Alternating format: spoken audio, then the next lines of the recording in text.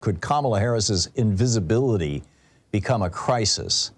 And, you know, I had a brief conversation with Congressman Khanna about this, and he apparently agrees with me. I don't want to say that he agrees with all my specifics, but he was saying that he thinks that her talents have not been exploited properly and she hasn't been highlighted as much as possible. I'm paraphrasing from memory. I would say at the very least. And here's the problem. When a presidential candidate is well known, John Kennedy was, a member of a political dynasty that Americans had known about since the 1930s. Richard Nixon, everybody knew who he was. He'd been Dwight Eisenhower's vice president. George W. Bush, he was the son of the former president of the United States and, you know, the son of a dynastic family. John McCain had been blowing his own horn with his war hero stuff and his Maverick stuff for so long. Everybody knew John McCain. There was no way you could recharacterize him. Joe Biden had been in the Congress since the 60s. We knew who he was, or maybe the 70s. I mean, even Mitt Romney came from a dynastic political family. His father was governor of Michigan and head of one of the big auto companies. And Barack Obama was probably the exception to this rule. He was basically the only Democratic politician to have kind of burst onto the scene without a lot of publicity. You could argue that about Bill Clinton, but he got enormous publicity leading up to the nomination. But Barack Obama was novel. He was America's first serious black candidate for president. We'd had a couple, but this was the first one who actually had a shot at it. And so the media was all over his biography, which was very favorable to him. So bottom line, for all those people that I just named, when we went into presidential elections, we knew who they were. That was not true in 2004 of John Kerry. Outside of Massachusetts, people had no idea who John Kerry was. He was a senator. He was not a particularly high-profile senator. He hadn't been like Ted Kennedy, you know, on the leading edge of everything, his colleague in the Senate. And so, you know, when he ran for president, this group came out, Swift Boat Veterans for Truth. And I mean, here's a guy who was wounded. He had 3 Purple Hearts, as I recall, a Silver Star. I mean, he was wounded several times in battle in Vietnam. And they characterized him as an elitist ne'er-do-well who had lied about his injuries.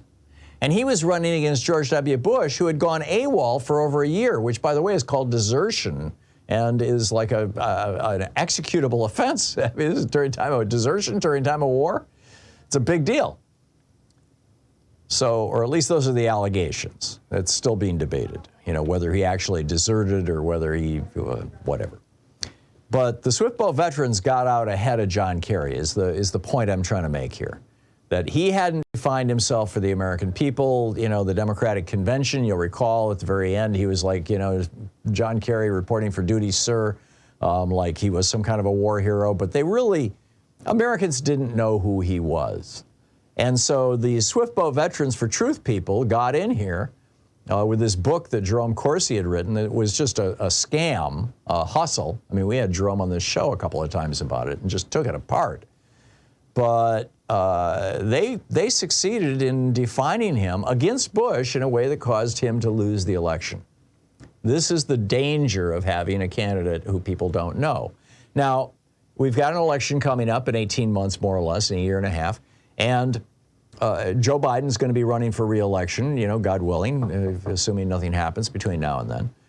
And you would think that because Americans know Joe Biden and he's gotten a lot of great stuff done and all that sort of thing, that would be enough.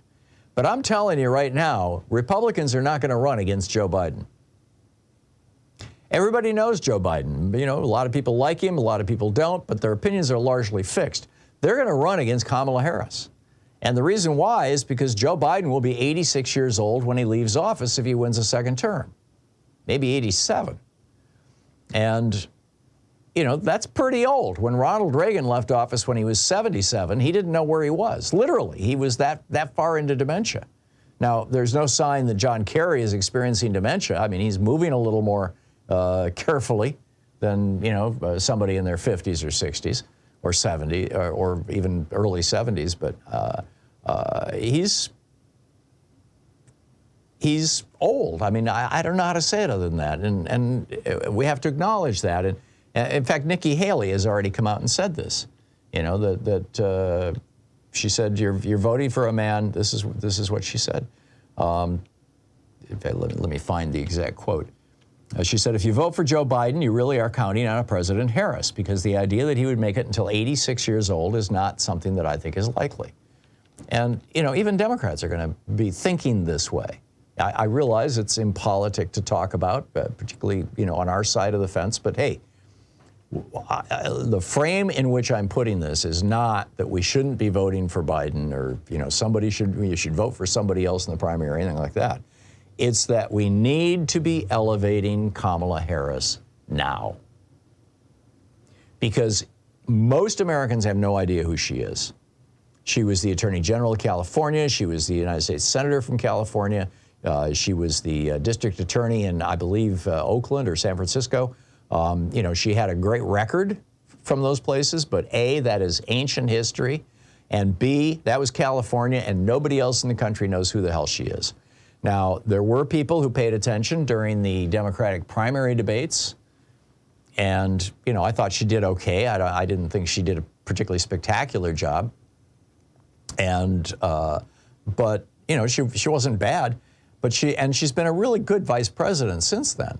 But most Americans, again, know nothing about her, and even, you know, the most highly motivated voters coming into the 2024 election, which would be young people, Zoomers, and women who are pissed off about the Dobbs decision, most of them, particularly white women who are pissed off about the Dobbs decision, most of them didn't even vote in the 2020 election, much less pay attention to who Kamala Harris was. So they have no idea. And then when you compound that with the fact that the guy who is the principal advisor to the co-founder of No Labels and runs Donald Trump's main super PAC is a guy by the name of Chris LaCivita, who was the co-founder of Swift Boat Veterans for Truth, you know that this strategy is going to be used against Kamala Harris. If she doesn't define herself, if this administration does not define her, if you and I don't start defining her, then they will. And they will be, and their definition of her is, oh my God, she's a scary black woman. Did you know about this? Did you know about that? And they'll be taking things out of context and turning them into, you know, just like the Swift Boat guys did with John Kerry. And the results will be disastrous, because this election is not going to just be about Joe Biden. I'm sorry, but it's a fact. And, you know, and Kamala Harris has some substantial accomplishments. I'll just give you a couple, and if you know of others, you know, please call in and share them. Joe Biden dumped in her lap the whole southern border thing, which is like, you know, thanks a lot, Joe, right? But she went to work. She traveled the world. She's met with over 100 world leaders as vice president. She got the leaders of 4 different countries, Japan, South Korea, Finland, and Ireland, to donate money to the Central American region and help to the Central American region. Her theory was that people won't flee their country if they have a job. And so she got 47 different major American companies to make commitments to grow jobs in those areas that did not involve taking jobs away from America. These were local jobs serving a local economy. She worked with Microsoft to get millions of Central American homes wired for the internet. She worked with MasterCard to help small business ventures get MasterCard that they couldn't have gotten before, so that they could, you know, compete. She worked with Chobani, the yogurt company, to bring its incubator program for local entrepreneurs to Guatemala. And the result of her efforts over the past 2 years is that the border crisis, in quotes, no longer exists. The Washington Post did a story about this just on Tuesday of this week. It was titled, "Southern Border Eerily Quiet After Policy Shift on Asylum Seekers." And it was about, well, here's a paragraph from it. After they said, the preliminary result is a nearly 70% drop in illegal entries since early May, according to the latest U.S. Customs and Border Protection data. Great news, huh? Kamala Harris spent 2 years working on this, and now the border crisis is largely solved, And her name literally does not appear in the article. Does not appear in the article. You know, first of all, I say that's journalistic malpractice. But secondly, the fact that the administration isn't doing something about this is political malpractice. She has been a leader in this issue of abortion. She's been traveling around the country speaking on this, you know, trying to pull together groups, helping facilitate coordination among, you know, pro-choice groups in the wake of the Dobbs decision. She's been helping get aid to colleges and universities, particularly the 36 HBCUs that have all suffered bomb threats under white nationalists. She has participated in every major decision process in the White House, including to withdraw us from Afghanistan. She gets no credit for any of this stuff. Now, I get it that Joe Biden is the actual candidate. He's the guy who's actually running for president. And so you want him to be front and center as much as possible. And this is certainly conventional wisdom in presidential politics when the president is planning on running for re-election. The vice president, you know, John Nance Garner famously said, you know, the vice presidency isn't worth a warm bucket of whiz, shall we say. And yeah, I get that.